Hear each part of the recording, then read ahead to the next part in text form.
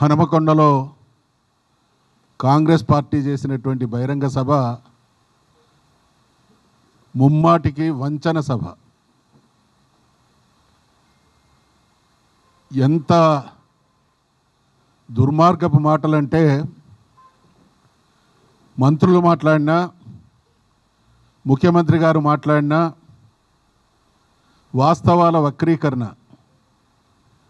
మహాలక్ష్మి పథకం గురించి మాట్లాడుతూ ఇన్ని వందల కోట్లు ఆర్టీసీ బస్సులకు కట్టినాం, అన్ని వందల కోట్లు కరెంటు బిల్లులకు కట్టినాం అనేటువంటి మాట మాట్లాడారు.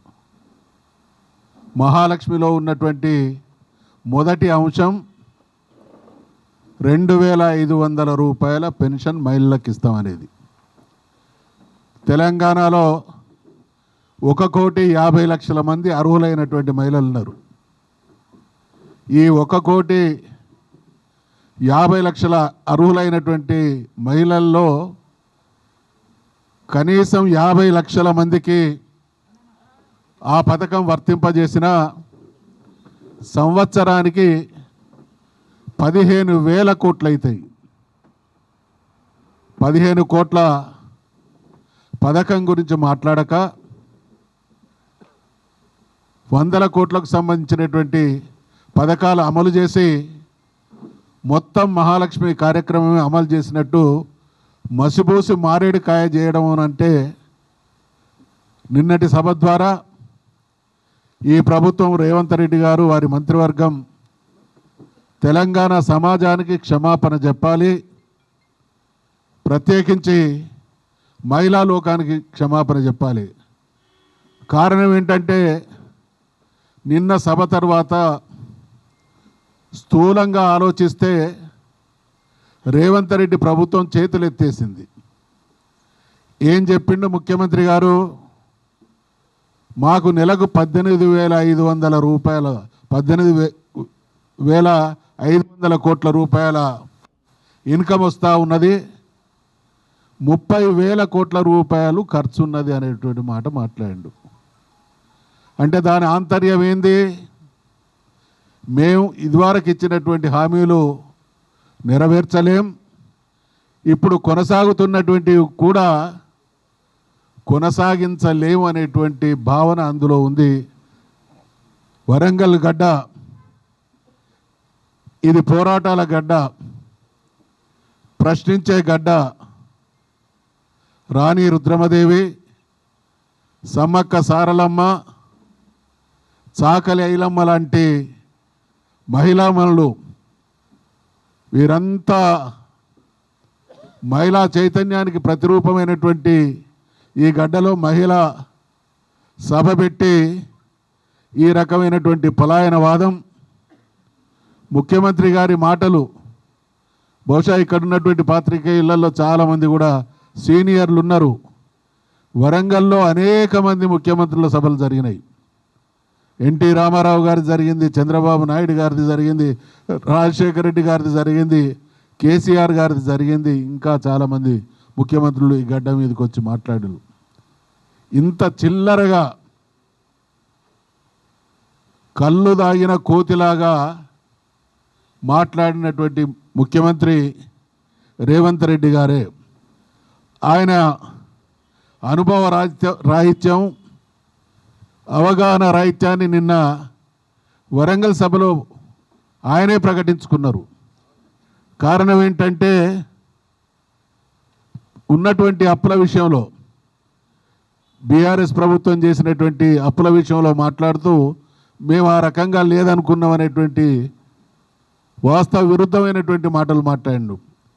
ఇప్పుడు ఏ ప్రభుత్వం అయినా సంవత్సర కాలంలో నెలవారీగా కాగు నివేదికలు ఉంటాయి. కాంగ్రెస్ పార్టీ అంటే ఆషామాషి పార్టీ కాదు, నినగాక మొన్న వచ్చినటువంటి పార్టీ కాదు.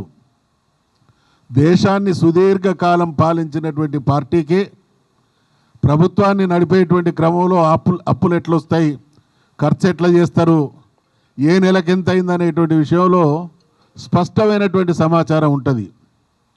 మరి అటువంటి సమాచారాన్ని తెలుసుకోక లేనిది ఉన్నట్టు, ఉన్నది లేనట్టు మేము 4,25,000 కోట్లు అప్పు చేసి ఎంత సంపద సృష్టించబడ్డది, ఎన్ని రంగాల్లో అధపాతాళంలో ఉన్నటువంటి తెలంగాణ ఈ స్థాయికి వచ్చింది.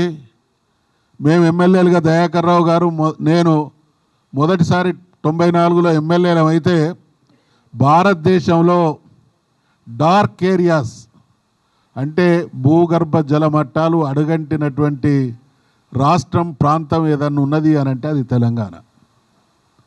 ఇవాళ అద్భుతంగా కేసీఆర్ గారి ఆలోచన, అవగాహన, పాలన, ఆయన తీసుకున్నటువంటి చొరవ వల్ల భారతదేశంలో మరి భూగర్భ జలాలు ఉబికొస్తున్నటువంటి ప్రాంతంగా తెలంగాణ తయారైంది అని అంటే ఆయన మేధోమదనం, ఆయన చేసినటువంటి పాలనా విధానమే కారణం. కాబట్టి మరి ఇన్ని చేయడానికి ఆ అప్పు చేస్తే రేవంత్ రెడ్డి గారి 11 నెలల పాలనలో దాదాపు 85,000 కోట్ల రూపాయలు అప్పు చేయడం జరిగింది.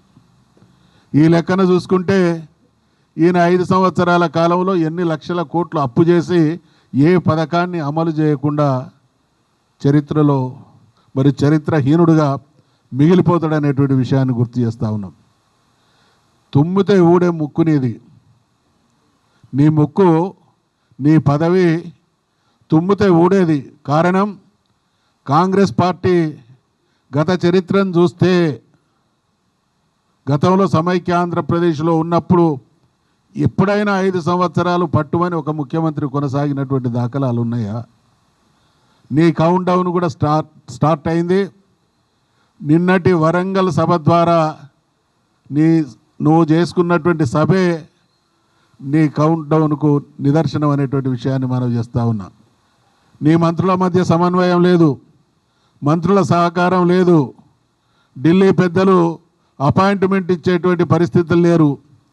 తెలంగాణలో అన్ని వర్గాల ప్రజలు రోడ్డెక్కిళ్ళు, హాహాకారాలు చేస్తూ ఉన్నారు. స్వయంగా నువ్వు ప్రాతినిధ్యం వహిస్తున్నటువంటి నియోజకవర్గంలో ప్రజలు జైలు పాలు చేయబడుతూ ఉన్నారు.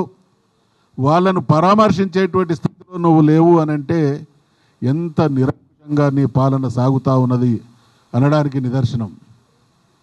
ఏం మాట్లాడిన గతంలో బీఆర్ఎస్ గురించి, కేసీఆర్ గారి గురించి నాయకులు మకలో పుట్టింది పుబ్బలో పోతుంది అన్నారు. అది చంద్రబాబు నాయుడు గారు అదే మాట్లాడిండు, రాజశేఖర రెడ్డి గారు కూడా పరోక్షంగా అదే రకంగా మాట్లాడిండు. నీకు రాజకీయ గురువు చంద్రబాబు నాయుడు, నువ్వు ప్రాతినిధ్యం ఇవాళ ప్రభుత్వం నడుపుతున్నటువంటి పార్టీలో ఒకప్పుడు అత్యంత కీలక నేత వైఎస్ రాజశేఖర రెడ్డి. వాళ్ళనే ఎదిరించి తెలంగాణ సమాజాన్ని ఏకం చేసి తెలంగాణ సాధించినటువంటి తెలంగాణను అన్ని రంగాల్లో అపురూపమైనటువంటి రాష్ట్రంగా తీర్చిదిద్దినటువంటి నాయకుణ్ణి మొలకెత్తకుండా చేసేంత మునగాడి అని మేము ప్రశ్నిస్తూ ఉన్నాం. ఇది కేసీఆర్ గారు, బీఆర్ఎస్ పార్టీ అంటే వటవృక్షం. 25 సంవత్సరాలలో పోరాటం ద్వారా, పాలన ద్వారా గ్రామం వేళ్ళూనుకున్నటువంటి ఒక అద్భుతమైనటువంటి పార్టీ. ఒక ఎన్నికల్లో గెలవచ్చు, ఒక ఎన్నికల్లో ఓడిపోవచ్చు. కానీ ఈరోజు కేసీఆర్ గారి సమర్థ పాలనని ప్రజలు ఏ రకంగా గుర్తు చేసుకుంటా ఉన్నారో కూడా మనం అందరం గమనిస్తూ ఉన్నాం. కాబట్టి వరంగల్కి వచ్చి ఈ ప్రేరేపణలు చేసినటువంటి రేవంత్ రెడ్డి ఖచ్చితంగా తెలంగాణ ప్రజానీకానికి, మహిళా లోకానికి బహిరంగ క్షమాపణ చెప్పాలని నేను డిమాండ్ చేస్తూ ఉన్నా.